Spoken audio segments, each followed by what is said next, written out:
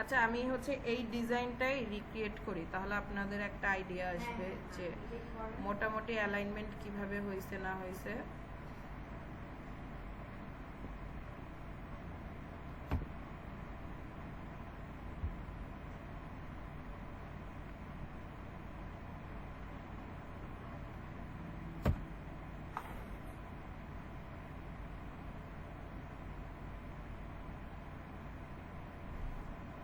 ও একটা হচ্ছে গ্রেডিয়েন্ট রাখছে।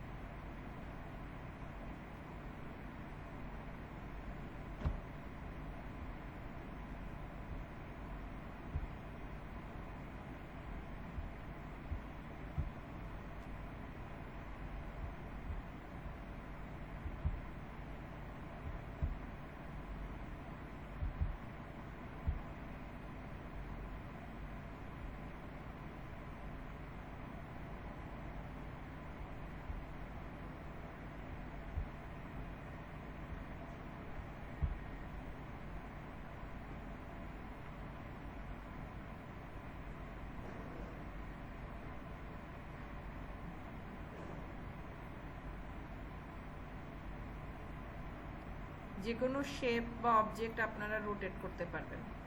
এই যে শেপের উপরে ক্লিক করার পরে সাইডে যে রোটেট সাইডটা থাকে এটা দিয়ে আপনারা রোটেট করতে পারবেন। এটা 45 ডিগ্রি, ঠিক আছে।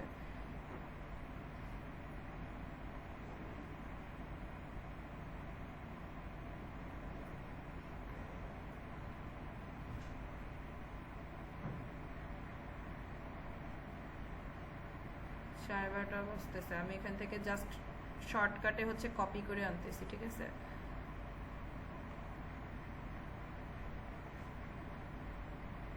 এটার কাজগুলো দেখায় দিচ্ছি। আর ডুপ্লিকেট আনলে আপনারা যে কোনোটা ডুপ্লিকেট কি ওটা প্রেস করে অল্টার প্রেস করে ধরবেন। অল্টার প্রেস করে যদি নিচে নিয়ে আসেন ওটার ডুপ্লিকেটটা চলে আসবে। সেম ওইটাই ডুপ্লিকেট চলে আসছে, আপনি যেখান থেকে ডুপ্লিকেট নিয়ে আসছেন ওটা ওইখানেই থাকবে, কিন্তু ডুপ্লিকেট চলে আসবে। কি করবেন, প্রেস সিলেক্ট করবেন, সিলেক্ট করে জাস্ট অল্টার প্রেস করবেন। অল্টার প্রেস করে জাস্ট ড্র্যাগ করলে এটা ডুপ্লিকেটটা চলে আসবে। এটা ইমেজ হোক, শেপ হোক, টেক্সট হোক, যেটাই। এখন দেখেন আমি এটা একটু এলোমেলো করে দিচ্ছি।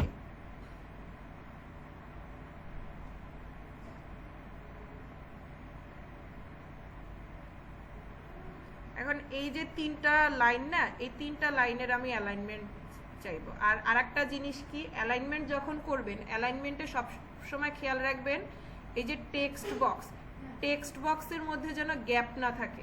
গ্যাপ থাকলে প্রবলেমটা হয় কি জানেন, অ্যালাইনমেন্টে কিন্তু ওই টেক্সট বক্সের যে কি বলে এটাকে, টেক্সট বক্স যে শেপটা আছে এই শেপটা হিসাব করে। আপনার টেক্সট বক্সের লেখা কিন্তু হচ্ছে শেষ হয়ে গেছে এস এখানে, কিন্তু আমি যখন অ্যালাইন করতে যাব তখন ওই যে টেক্সট বক্সের যে আউটলাইন এইটা হিসাব করবে। এই জন্য সবসময় যতটুকু লিখবেন জাস্ট ওইটুকুই রাখবেন টেক্সট বক্সটার জন্য। এটা শেপ করলে এখন দেখবেন আমি এইটা যদি দেখি, এটা আমি অ্যালাইন করব কিভাবে। রাইট সাইডে দিলাম, পুরোটা হচ্ছে সিলেক্ট করে নিলাম।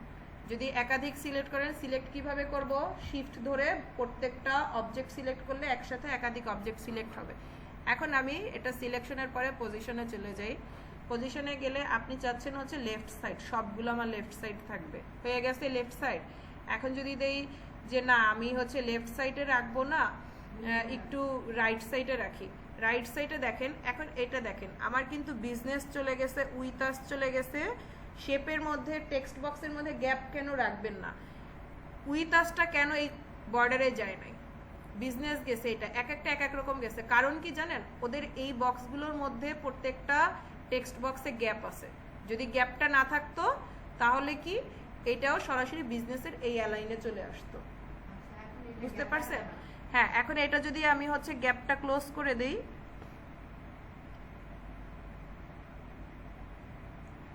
এখন দেখবেন এই দুইটা হচ্ছে আমি রাইট সাইডে নিয়ে যাই, সেম দুইটা রাইট সাইডে চলে গেছে।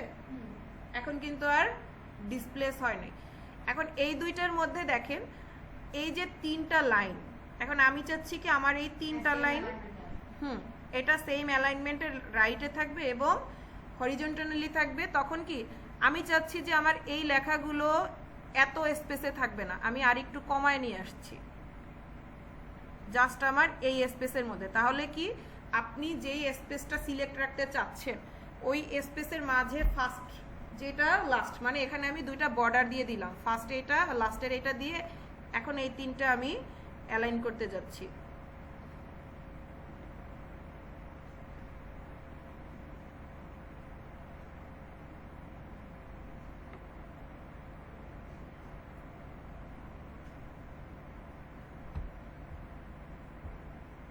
আবার ইয়ে চলে গেছে, আল্লাহ।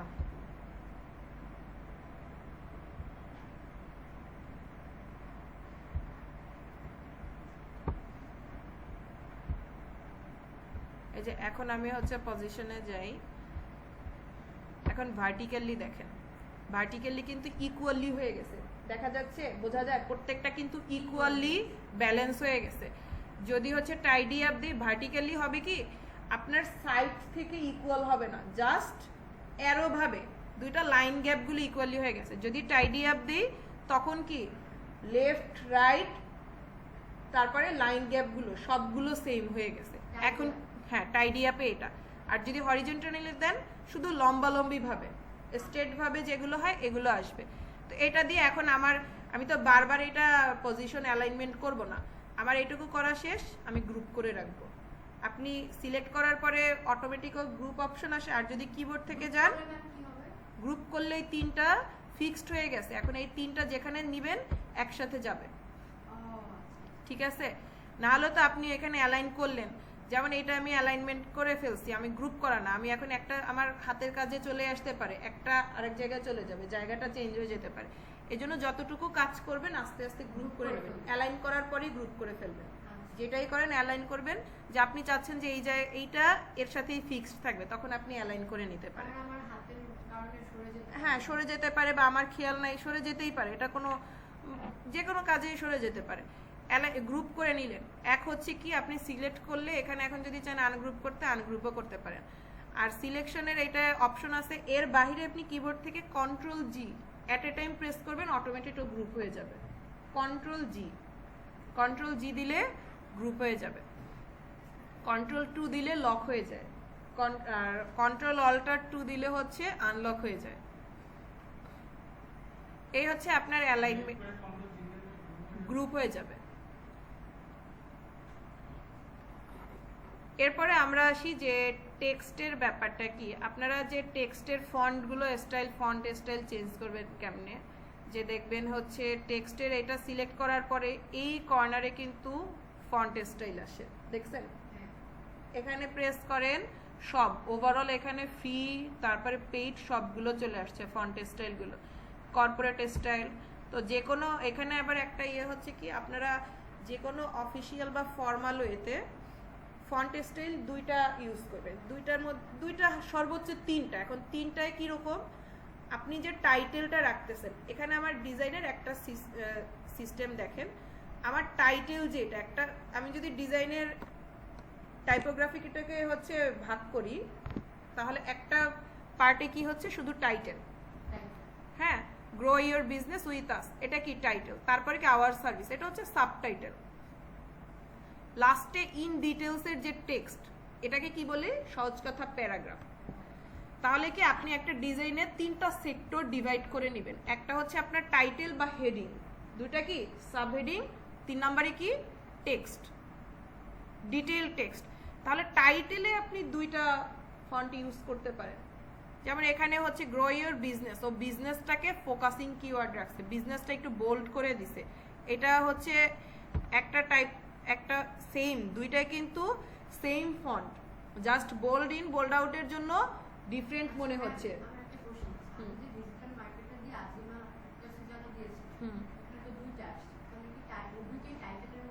হ্যাঁ, দুইটাই তো টাইটেলের মধ্যে। এখন হ্যাঁ আপনি যেটা হাইলাইট করবেন ওইটা বোল্ড করেন, ওইটা একটু লাইট কালার ইউজ করেন, ঠিক আছে, ওটা ডিজাইন আপনার উপরে ডিপেন্ড করে। এরপরে দেখেন আমার যে টাইটেল হচ্ছে, টাইটেলে আমি দুইটা ফন্ট ইউজ করতেছি। একটা ফন্ট ইউজ করেন আপনার যাবতীয় যত হচ্ছে সাবহেডিং যেগুলো আছে, সাবহেডিং এর জন্য একটা ফন্ট ইউজ করেন। টাইটেলের থেকে সাবহেডিং অবশ্যই কি সাইজে ছোট হবে, কখনো টাইটেল আর সাবহেডিং এর ফন্ট সাইজ সেম রাখবেন না, কখনোই না। আর এই যে টাইপোগ্রাফ আর কি টেক্সট টুল যে এটা ডিটেলস প্যারাগ্রাফ, এটা আপনি রাখতে পারেন সর্বোচ্চ 8 কি 12, 8 থেকে 12, এর উপরেও যাবেন না 8-এর নিচেও যাবেন না। এখন অনেক সময় দেখা যায় যে আমাদের ডিজাইনের জন্য যে আমার জায়গা আছে, তো আমি হচ্ছে কেন আর একটু বড় দিচ্ছি না, ও এখানে 18 দিয়ে দিচ্ছে, 18 কি ওর এখানে হিউজ জায়গা আছে, টোটাল ডিজাইনের মধ্যে জায়গা আছে, এজন্য ও একটু বড় দিয়ে দিছে। কিন্তু এটা কি আপনারা 8 থেকে 12 অফিসিয়াল যে ফরম্যাটটা আপনার ডিটেইলে যেগুলো টেক্সটগুলো থাকবে এগুলো 8 থেকে ফন্ট সাইজ 12, এর উপরে বা কমে 8-এর কমে যাওয়া উচিত। টাইটেল 26 30ও দিতে পারেন, আপনার ডিজাইনের উপরে ডিপেন্ড করে। 30 40 70 আমি 70 সাইজের টাইটেলও রাখি যখন দেখি যে না আমার ওভারঅল টাইটেলটা ছোট, ঠিক আছে, তার মধ্যে একটা বা দুইটা কিওয়ার্ড আমি চাই হিউজ, যে আমার শুধু টাইটেলটাই চোখে পড়ুক। হ্যাঁ এটার উপরে ওই ডিপেন্ড করে। তারপরে এখন দেখেন আমার ফন্টের বেসিকটা কি, আপনি টাইটেলে একটা ফন্টের স্টাইল রাখছেন, সাবহেডিংয়ে একটা রাখছেন, তো আপনার সাবহেডিং এখানে দুইটা, এখানে একটা সাবহেডিং, এখানে একটা সাবহেডিং, হ্যাঁ, তো এই দুইটার সাবহেডিং যতগুলো থাকবে আপনার ডিজাইনে প্রত্যেকটা সেম টাইটেল হবে।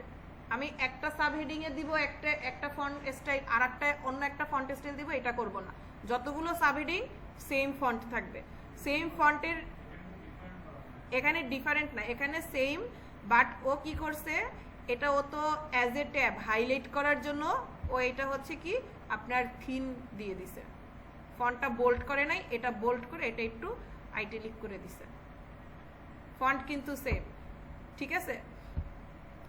তো এই জিনিসগুলো ঠিক রাখবেন। আর একটা হচ্ছে ডিটেলসের, যেটা ডিটেলস যেগুলোই থাকুক প্রত্যেকটা ডিটেলস টেক্সটের ডিটেলস যেগুলো same size same font, colour আপনি একটু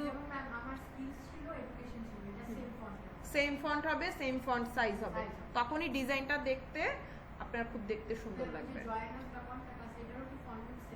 হ্যাঁ ফন্ট সেম ফন্ট সেমই। আপনি যদি এখানে জয়েনাস ও একটু হাইলাইট করতে চাইছে যে হ্যাঁ ও চাচ্ছে যে সার্ভিসের পরে আসুক জয়েনাসে তো ইন ডিটেলস দেওয়া থাকে, ও এখানে ট্যাব দিছে, জয়েনাস থাকে, অ্যাড্রেস থাকে, কন্ট্যাক্ট থাকে, কন্ট্যাক্ট আস, এই জিনিসগুলো আমরা ট্যাবের মধ্যে রাখবো। আর একটা ডিজাইন যখন আপনারা করতে যাবে তখন একটা ডিজাইনে ফার্স্টে আপনি নিজে হচ্ছে একটু ক্যালকুলেশন করে নেবেন যে আমি ডিজাইনের কোন সাইডটায় কি দিব, ডিজাইনের রাইটে দিব, আর যে লোগো যেটা লোগোটা সবসময় মিডলে না, সবসময় ট্রাই করবেন লেফট অর রাইট। লোগোটা অনেকে না ডিজাইনের নিচে দেয়, এটা একটা সময় ট্রেন্ড ছিল। আপনার আর একটা জিনিস খেয়াল করতে হবে বর্তমানে ট্রেন্ডিং ডিজাইন কোনটা চলতেছে। আপনি ডিজাইন যখন একটা ফিক্সড করবেন বা ডিজাইন করতে যাবেন তখন আপনাকে চিন্তা করতে হবে যে 25 বর্তমানে চলতেছে 2025, এখানে আমার ট্রেন্ডিং কোনটা চলতেছে, কোন কালারগুলো নিয়ে মানুষ কাজ করতেছে, কোন থিমের ডিজাইনগুলো রাখতেছে, সেটা দেখে লোগোটা সবসময় যে কোনো একটা সাইডে রাখলেই ফোকাসড হয়। মিডলে না দেওয়াটাই, মিডলে ওটা দেখতেও ভালো লাগে না। লেফট আর রাইট সাইডে আপনি একটা প্ল্যাটফর্মে একটা কোম্পানির কাজ করতেছেন, কারণ আপনি মনে করেন যে আমাদের কোডার্সিরি সিরিয়াল ওয়াইজ হচ্ছে কিছু কাজ করতেছেন, তো আপনার ফরম্যাট কিন্তু সেম থাকবে। আজকে আমি পোস্ট দিলাম, আজকে আপনার যেমন বিউটি শপ আপনার পেজ আছে, আপনি আজকে একটা ডিজাইন দিলেন, যে আজকে ডিজাইন দিলেন ব্লু কালারের, কালকে দিবেন নেভি রেড কালারের উপরে, কালার আপনি দিচ্ছেন কিন্তু আপনার ওভারঅল ডিজাইনের থিমটা তো সেম থাকবে। আপনি যখন লেফট সাইডে লোগোটা ডিজাইন করছেন আপনার ওভারঅল এটাই আপনার ফিক্সড থাকবে যে আমি আমার সব পোস্টারের ডিজাইনে লেফট সাইডের লোগোটা রাখবো। আর একটা জিনিস যেগুলো হচ্ছে কন্টিনিউয়াসলি কাজ হয় পেজের, যেমন আপনার কন্ট্যাক্ট ইনফরমেশন, তারপরে হচ্ছে লোগো, এগুলো আপনি যেইভাবে রাখবেন প্রতিটা পোস্টে সেম করে থাকবে, সেম সাইডে সেম ফন্ট। আর ফন্ট যদি ডিসাইড না করতে পারেন সহজ ভাষায় ফর্মাল ফন্ট হচ্ছে রোবোটো। ইন ডিটেলস টেক্সটের যেটা রোবোটো স্ল্যাব রাখেন, রোবোটো থিন রাখেন, রোবোটো ফন্টটা সব জায়গায় চলে, এটার এখন পর্যন্ত ডিমান্ড লেস হয় না। আর আপনি যখন কাজ করবেন তখন একটা জিনিস ফার্স্টে কি হলো, ফার্স্টে আপনি ফরম্যাটটা সাজাবেন যে আপনি কোন অবজেক্টটা ফোকাস করতে চাচ্ছেন, ঠিক আছে? হ্যাঁ, ওই দুইটাই হয়। আপনার মনে করেন ফার্স্টে ডিজাইন থিম চিন্তা করলেন, এখন আপনি চিন্তা করতেছেন কি আমার যে অবজেক্টের ইমেজ যেটা ইউজ করব ওইটা আমার খুব ফোকাস থাকতে হবে, প্লাস আমার হেডিংটা। তাহলে আপনি ওইভাবে করে একটু রিডিজাইন করে নেন যে আমার ডিজাইনের 40% জায়গায় ইমেজ থাকবে, 60% জায়গায় ও টাইটেল বাকি আদার্স ইনফরমেশন থাকবে। আর আপনি যদি চান যে না আমার আদার্স ইনফরমেশনের জন্য দরকার শুধুমাত্র আমার ইমেজটা, প্লেন ইমেজটা আমার দরকার, আদার্স ইনফরমেশন আমার ফোকাস করার দরকার নেই, তখন আপনি কি মোস্ট অফ দ্য প্লেস হচ্ছে আপনি ইমেজটা প্লেস রাখেন। বুঝতে পারছেন?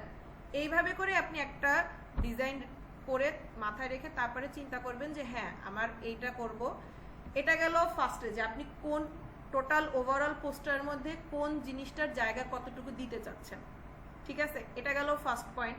তারপরে আসি আপনি কোন থিমের কাজ করবেন। আমার এটা হচ্ছে যেমন এই ডিজাইনটার মধ্যে কি স্কোয়ার শেপের একটা থিম কিন্তু আছে। এখন আমি যদি এখানে মনে করেন স্কোয়ার থিম দিচ্ছি, এখানে হচ্ছে আবার একটু ত্রিভুজ দিলাম, এখানে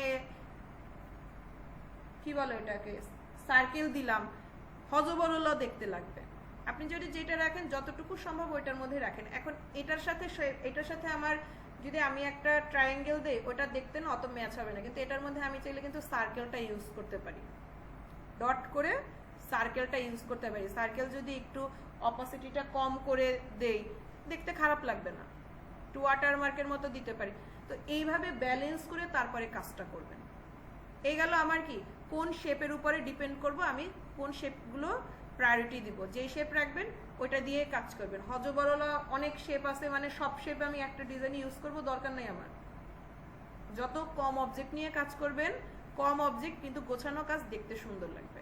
আপনার অ্যালাইনমেন্টটা ঠিক থাকবে, একদিকে হচ্ছে অ্যালাইনমেন্ট ঠিক থাকবে। এই যে আপনার যে ইমেজ যেটা দিছে এটার চারপাশে দেখেন এই যে আমার স্ট্রোকের যে ডিজাইনটা দেয়া আছে এটা কিন্তু অ্যালাইনমেন্টটা খুব সুন্দরভাবে করা। এটা কি ওরা স্কেল দিয়ে মেপে করছে? না। এটা আপনি যখন কাজ করবেন তখন আপনার চোখের আন্দাজে চলে আসবে, চোখের আন্দাজে চলে আসবে। এই ডিজাইনটা কিন্তু একটা মার্জিন আছে, দেখেন এটা কিন্তু বর্ডারে নাই। আর যে কোনো ডিজাইন কখনো বর্ডারে করবেন না, বিশেষ করে আপনার টাইপোগ্রাফিটা কখনো বর্ডারে করবেন না। টাইপোগ্রাফির জন্য নির্দিষ্ট একটা মার্জিন রাখবেন, নির্দিষ্ট মার্জিন রাখবেন। প্লাস মার্জিনের পরে আর একটা জিনিস কি, আপনার হেডলাইনের এখানে লাইন স্পেসটা এক আছে, ঠিক আছে? এরপরে কি আওয়ার সার্ভিস একটা সহজ কথা একটা প্যারা, এই হেডলাইন থেকে আওয়ার সার্ভিসের প্যারা যেটা, এটার কিন্তু যেই গ্যাপটা আপনি যদি দেখেন আওয়ার সার্ভিসের এই পুরো প্যারাগ্রাফ থেকে জয়েনাসের যে প্যারাগ্রাফ এটার কিন্তু সেম গ্যাপ, এইটার সেম গ্যাপ। আপনারা প্রত্যেকটা প্যারাগ্রাফের আবার গ্যাপগুলো ঠিক করে রাখবেন। অ্যালাইনমেন্টটা আপনার এইভাবে বুঝতে হবে। অ্যারেঞ্জেই তো দেখলাম আমরা, সরি অ্যারেঞ্জ না, কি বলি পজিশনে গিয়ে আপনি সিলেক্ট করবেন, সিলেক্ট করে পজিশনে যাবেন। আমি যদি এখানে একটা সিলেক্ট করি, সিলেক্ট করার পরে পজিশন আসবে, দুইটা তিনটা অপশন যখন সিলেক্ট করব তখন পজিশন চলে আসছে। এই যে পজিশনে গেলে আপনার তারপরে হচ্ছে এই যে অ্যারেঞ্জ, এই অ্যালাইনমেন্ট চলে আসছে।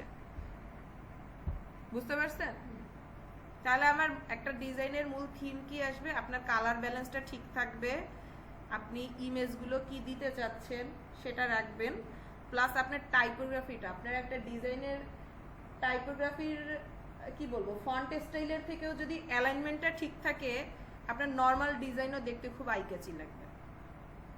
আর কালার ব্যালেন্সটার জন্য একটা ওয়েবসাইটে দেখেন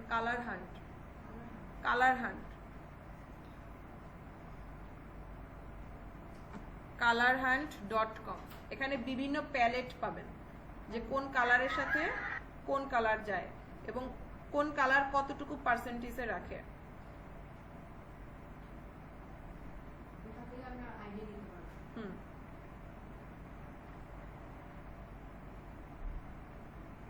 কালার হান্ট পাইছেন? দেখেন গ্রুপে দিয়ে দিছে colorhand.com।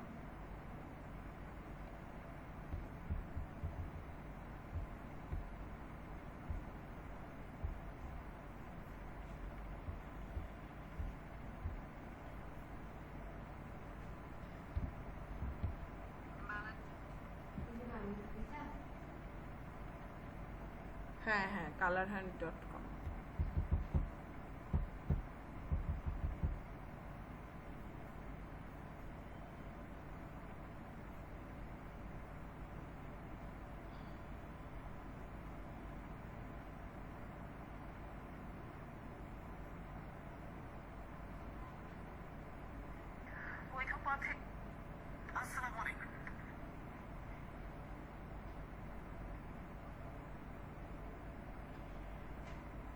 আমি একটা ডিজাইন গ্রুপে দিচ্ছি, আপনারা দেখে বলেন যে এই ডিজাইনটা আপনারা পারবেন কিনা।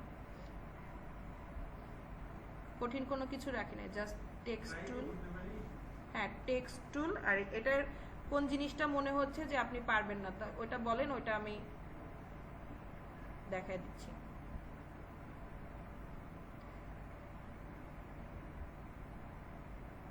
কারণ আপনারা ক্যানভা অনেক কাজে দরকার। আপনি একটা ফেসবুকে অ্যাড ক্যাম্পেইন করবেন, অ্যাড ক্যাম্পেইনের জন্য আপনি যে 10 বা 15 সেকেন্ডের হচ্ছে অ্যাড ক্যাম্পেইন করবেন, সেটা একটু ভিডিও চাচ্ছেন, আপনি ভিডিও এডিটিং নাই জানতে পারেন, আপনি এটা হচ্ছে ক্যানভা থেকে দিতে পারেন। নিচে যে ইয়াটা করছে যে অ্যাড্রেস করা হচ্ছে কিনা কোনটা নিচে যে নিচে যে অ্যাড্রেস গুলো, এটা তো নরমাল হচ্ছে রেক্ট্যাঙ্গুলার শেপ নিছে নিয়ে, হ্যাঁ নিয়ে তার উপরে এই যে আলাদা আলাদা টেক্সট বক্স নিয়ে সবগুলো অ্যালাইন করে দিছে। ওটা না, পিছনে যে একটা ম্যাপ আছে, এটা এই যে ওয়াটারমার্কের মতো আসছে, এই ম্যাপটা কিভাবে আনবেন বলেন তো?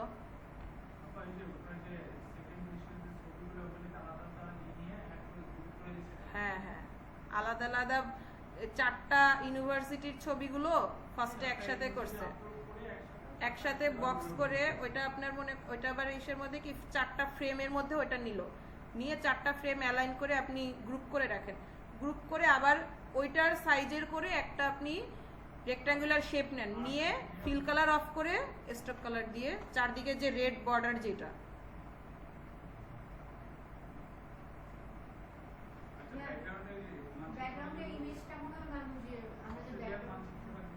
মানচিত্রটা ব্যাকগ্রাউন্ডে যে কোনো একটা ইমেজ হচ্ছে নেন, নিয়ে জাস্ট অপাসিটি কমায় দিবেন। হ্যাঁ ট্রান্সপারেন্সি, যেটা ট্রান্সপারেন্সি 100% দেয়া, 20 বা 30% দেন, তারপরে তার উপরে বাকি কাজগুলো করবেন। ফার্স্টে ওটা নিয়ে ওটা ফিক্সড করে রাখেন।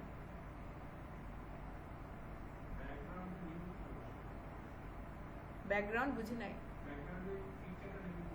হ্যাঁ ওইটা যে কোনো একটা ইমেজ আপনি নিবেন, এই যে আপলোড করলে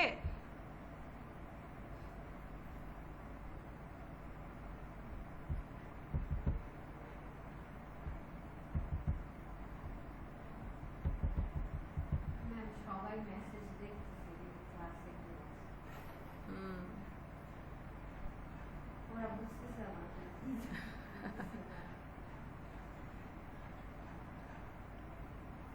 আমি দেখাচ্ছি ব্যাকগ্রাউন্ডের ইমেজটা কি করবেন।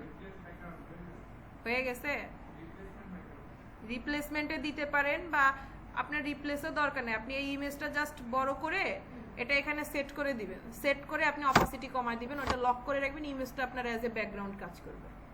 তার উপরে ওই ইমেজের উপরে, হ্যাঁ ওই ইমেজের উপরে আপনি সব ডিজাইনগুলো করতে থাকবেন। বাকি সবকিছু আমি ওটার উপরে করতে থাকবো। তাহলে পারবেন না? আর ম্যাম ওই যে ইমেজগুলো দিয়েছে একটা দুইটা ডিজাইন শুরু করেন, শুরু করলে তখন দেখবেন যে আপনার ভুলগুলো আসবে, যে এইটা এইভাবে করব। আমি আরো কিছু হচ্ছে ডিজাইন দিয়ে দিব না, আপনারা এটা আর কি আপনাদের কাজের জন্য প্র্যাকটিস করতে করতে আপনারা ডিজাইনটা পারবেন।